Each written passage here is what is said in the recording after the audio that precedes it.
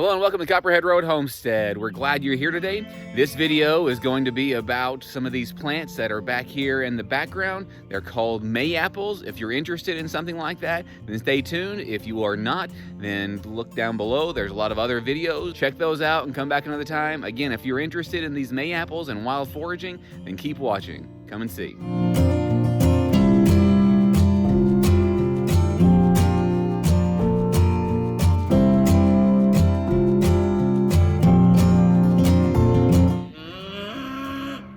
There's a lot of different things that we do here on the farm. We do cultivate things, we have animals, we have plants that we've planted, trees that we've planted, but something I'm also very interested in is wild foraging. The reason I mention that is because this back here behind me, these are called May-apples, and these are perfect for wild foraging, among other things. There's so many different things. I read if you have a forest on your property, you most likely already have a food forest, so you don't have to cut down a lot of things. You can use a lot of the infrastructure that's there. So that's what we've done in our front yard. We've got oak trees, hickory, some red mulberry that were already there, but I've planted other things to go along with those things, both trees and other plants. There are 7 layers in the food forest. I don't know if I'll get them all.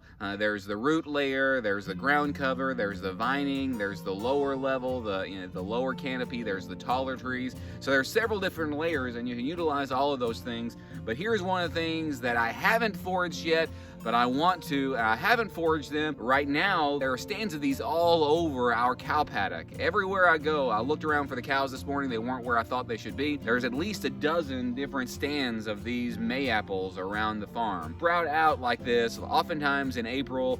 This is toward the end of March. Around May, they get a flower on them, and then a little later, those flowers develop a fruit on them, and they're very delicious. Now, all parts of this plant, except for the ripe fruit, are poisonous. So please do not try eating the roots, do not eat the leaves, and do not eat the unripe fruits. Wait until they are ripe.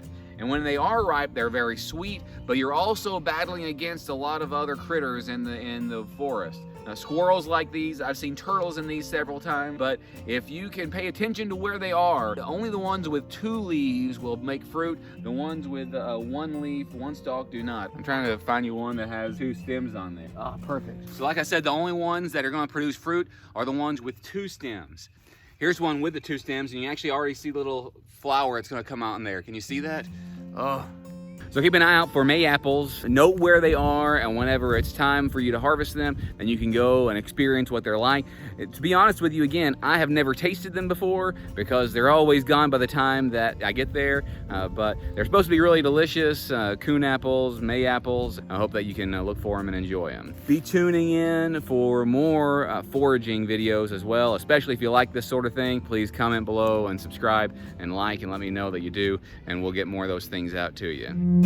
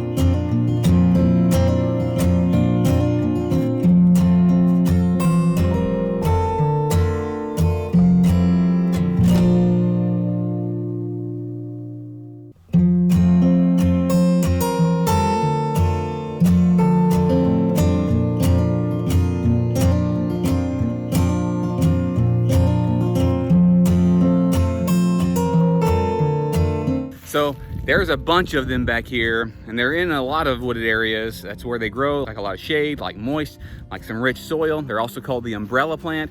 And all of that was just in paddock 3. We have 2 other cow paddocks that we're trying to turn into silvo pasture and trying to build up for the cattle. And if you like this sort of thing, again, give us that thumbs up, like, subscribe, and keep coming back. Thanks.